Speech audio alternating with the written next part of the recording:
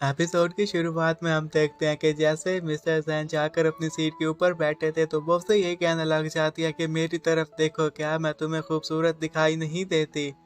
अगर मैं इतनी खूबसूरत हूँ तो फिर तुम मुझे केस क्यों नहीं देते? मुझे काफी सारे पैसे कमाने हैं, मैं इस वजह से पैसे नहीं कमा पा रही। मुझे पैसे कमा कर अपनी मॉम के लिए घर खरीदना है। लिन अब आगे वाली सीट पर बैठी हुई थी, जिसकी वजह से वो उसे ड्राइव करने नहीं देती, तो वो उठकर उसे पीछे वाली सीट पर बिठा देता है ताकि उसे ड्राइविंग में कोई दिक्कत ना हो। मिस्टर जैन अब उसे लेकर उसकी गली की नुक्कड़ पर तो पहुंच जाता है, लेकिन उसे पता नहीं था कि इसका घर कहाँ पर है। तभी वहां पर जियांग आ जाता है। जियांग को देखते साथ ही वो ये कहते हैं कि शुक्र है कि तुम आ गए। जब मिस्टर जैन उसे ये बताते हैं कि मैं इसका कुलीग हूँ, तो इस पर जियांग उसे कहता है तो फिर आप इससे दूर रहिएगा। वो उसे उठाकर अब उसके रूम में लिटाने के लिए जाता है कि तभी ही रूम के गेट पर वो उसे ये कहती है कि तुम मुझे यहीं पर छोड़ दो। तो वो उसे यहीं पर छोड़ देता है। वो अपने रूम में चली जाती है कि वहीं पर उसे एक बंदे की ठाट सुनाई देती, जो कि ये कह रहा था कि लिन, मैंने तुम्हें फाइनली ढूंढ लिया। जियांग को एक बंदे पर शक होता है, वो उसके पास जाता है, लेकिन वो बंदा नहीं था जिसने ऐसा सोचा था। असल में वही ट्रक ड्राइवर अब जेल से वापस आ गया था और वो लिन से बदला लेना चाहता था। जियांग ने उसकी इस ठाट से इस बात का अंदाजा लगा लिया था कि ये वही ट्रक ड्राइवर है और कोई नहीं हो सकता। जियांग को लिन की काफी फिक्र हो रही थी, तो वो उसके पास जाकर उसे ये कहता है कि मैं यहाँ पर तुम्हारे साथ रुकूंगा, लेकिन लिन ऐसा नहीं चाहती थी, तो वो जियांग को फिर रूम से बाहर निकाल देती है।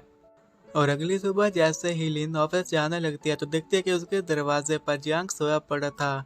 ये देखकर वो हैरान हो जाती है। उसे ये पूछती है कि क्या तुम रात भर यहीं पर सोए थे? तो वो कहता है कि हाँ। तो फिर लीनू से ये बताने लग जाती है कि मैं तुमसे उम्र में काफी बड़ी हूँ, तुम अभी स्कूल जा रहे हो, तो इसलिए तुम मेरा पीछा करना बंद कर दो। मुझे तुम्हारे अलावा भी और भी काफी सारे काम होते हैं। लिन जब वापस जा रही थी तो वहां पर उसकी मुलाकात उसकी सहेली गू से हो जाती है, जो कि उसे यही कहने लग जाती है कि चाहे तुम कितनी भी कोशिश क्यों ना कर लो, मैं तुम जॉब पर ही रहूंगी, तुम हमेशा मेरे नीचे ही रहोगी। फिर वो जैसे ही मिस्टर जैंग के ऑफिस में जाती है तो वो उसे केसेस देते हैं, बस उन्हें उसे एक बार फिर से चेक करना था। उसे नियो केस नहीं मिल रहा था।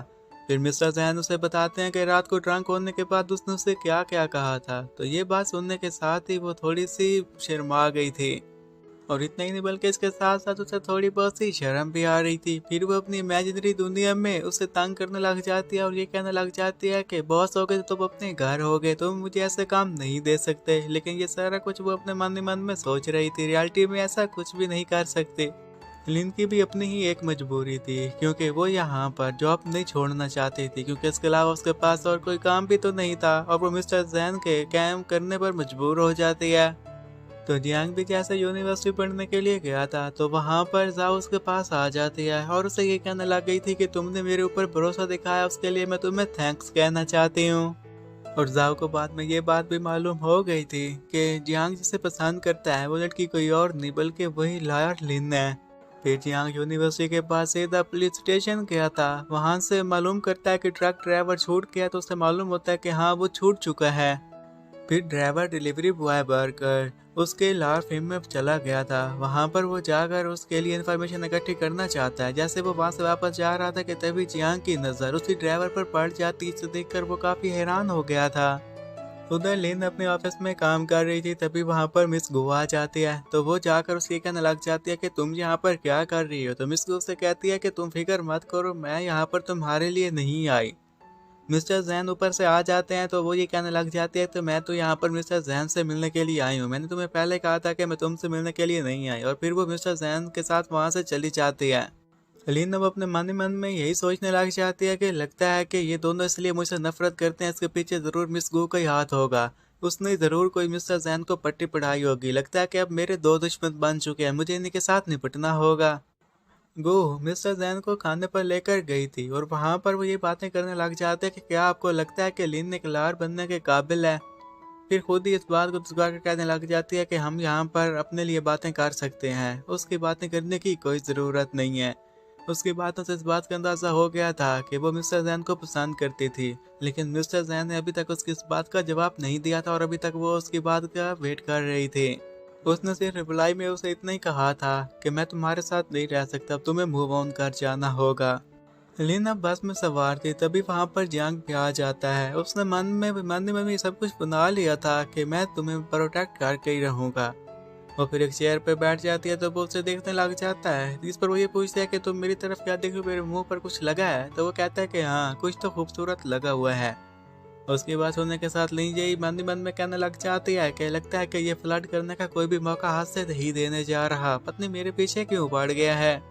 फिर लिन को बस में एक मैसेज आता है। उस मैसेज को पढ़ने के साथ वो ये कहते हैं कि आज मैं इन चीज़ों को क्लियर कर दूंगी।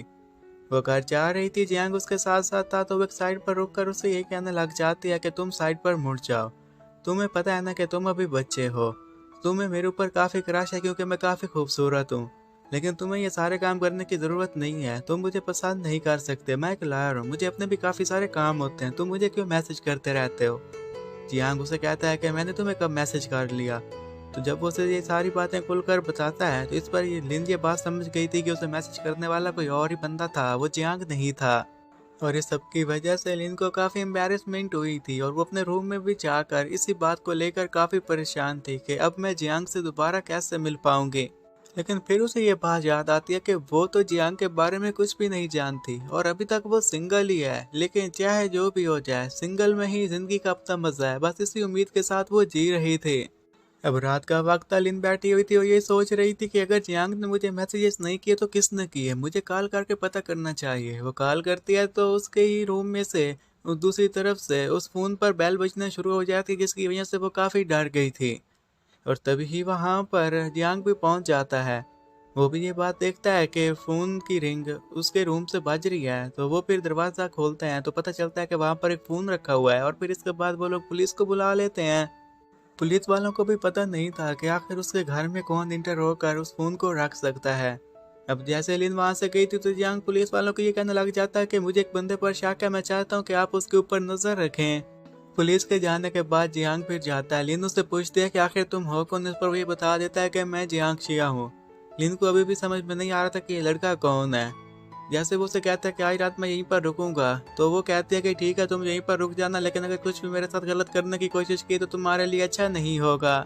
लीना वो जैसे अपने रूम में गई थी तो पहले तो वो ये सोचती है कि ये जियांग का नाम मैंने पहले तो कहीं सुना, लेकिन मुझे याद क्यों नहीं आ रहा। फिर वो बैठकर ऑफिस का काम करने लग जाती है। अगली सुबह जैसे ब्रेकफास्ट करने के लिए टेबल के ऊपर बैठते हैं और जो ब्रेकफास्ट में खाने के लिए रखा गया था उस चीज़ को देखने के साथ पहले तो जियांग काफ़ी हैरान था, लेकिन जैसे फिर उसे टेस्ट करता है तो वो चीज़ काफ़ी अच्छी लगती है। वो एक और चीज़ से भी काफ़ी हैरान हो गया था क्योंकि ये घर काफ़ी मैसी था और कभी भी लिन ने इस घर को नहीं ठीक किया था। वो मन ही मन में ये कहने लग जाता है, मुझे तो लगा था कि ये लड़की परफेक्ट होगी, लेकिन मैंने सोचा भी नहीं था कि ये लड़की ऐसे निकलेगी। और यहीं पर ये एपिसोड भी ख़त्म हो जाता है।